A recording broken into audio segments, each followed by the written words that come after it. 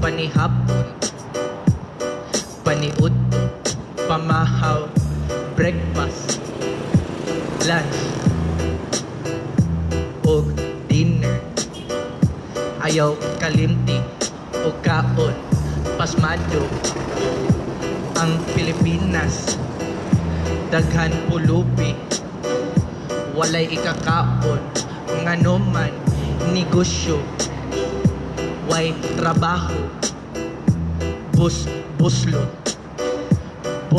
buslot, lagi, boss ni mo na, buslot man na, lagi, naniit ko siyang galawan, dili siya balansi, lagi, daghan siya o kwarta, pero grabe, galawan, wala ihapon, dili man na sa grabe, balansi.